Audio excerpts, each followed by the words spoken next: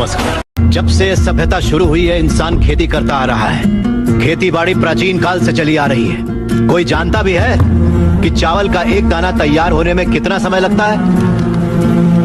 नहीं जानता। 120 दिन 120 दिन तक जब एक किसान का पसीना उस धान के खेत की मिट्टी में बूंद बूंद मिलता है, तब जाकर अन्न पैदा होता है। और ये भी बता दूं कि हमारे देश में खाना बर्बाद नहीं किया जाता। अगर वही देश किसानों को बर्बाद होता देखता रहे तो फिर हम किसके पास जाएंगे? खाना खिलाने वाले से कहा जाता है अन्नदाता सुखी भवतु। ये अन्नदाता है कौन? खाना पकाने वाला या परोसने वाला नहीं है, अन्न उगाने वाला है। और ये खेती जैसा उपहार ईश्वर ने हमें दिया है। सेल फोन के बिना हम जिंदा रह सकते हैं, टीवी और एसी के बिना भी हम लोग जिंदा रह सकते हैं।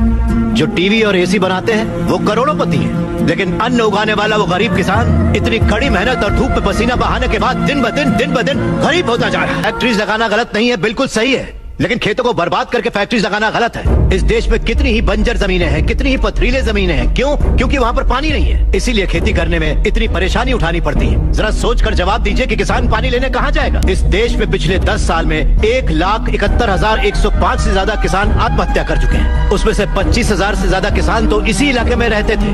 हर आधे घंटे में एक किसान आत्महत्या कर रहा है, ये जानते हैं क्या आप? लेकिन सच्चाई यही है, जहाँ मौत इतनी सस्ती है वो देश कभी आगे नहीं बढ़ेगा सर।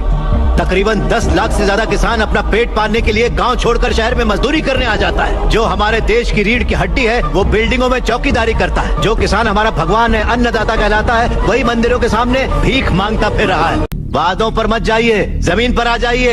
एक कॉर्पोरेट में काम करने वाला हजारों करोड़ का उधार लेकर विदेश भाग गया और वहाँ बैठकर विदेशी शराब पी रहा है। सिर्फ 5 या 10 हजार उधार लेने वाला किसान जहर पीकर अपनी जमीन पर जान दे रहा है।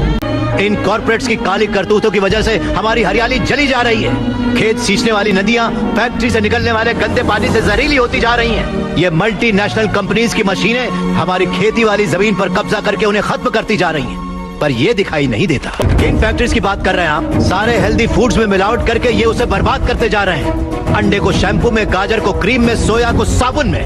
2 रुपए का अंडा 10 रुपए में, 10 रुपए का गाजर 100 रुपए में खरीद रहा है ये कॉर्पोरेट वर्ल्ड। इस रेट पर क्या कोई गरीब खरीद पाएगा? फिर भी ये पैसा किसान या गरीब तक कभी नहीं पहुंच पाता, क्योंकि बिचौलिए ले जाते हैं। ये बिचौलिया धीरे धीरे और अमीर होता जाता है। अन्न पैदा करने वाला किसान गरीब से गरीब होता जाता है। पौष्टिक खाना न मिल पाने की वजह से गरीब बच्चे, गरीब बूढ़े बीमारी से मर रहे हैं सर। नौकरी कैसी भी हो हमारी बेहतरी के लिए होनी चाहिए, लेकिन हम उन फैक्ट्रियों के गुलाम बनकर अपनी जिंदगियां खराब कर रहे हैं। याद रखिए, खेती भी एक उद्योग है और किसान उद्योगी है, उसे अगर हमारे गांव की समस्याओं को आप लोगों ने नजरअंदाज किया तो एक न एक दिन हर गांव हमारे गांव जैसा ही बन जाएगा। समझ जाइए आप लोग। अगर ये मीडिया कोशिश करे तो ये दुनिया हिला के रखते हैं। वो ताकत है आप में। लोगों के दर्द को आपको बताने के लिए आपको परेशान किया, उसके लिए माफी चाहिए। अगर आपको लगे कि ये सही है तो हमें न्याय दिलाने के लिए हम सबकी मदद कीजिए।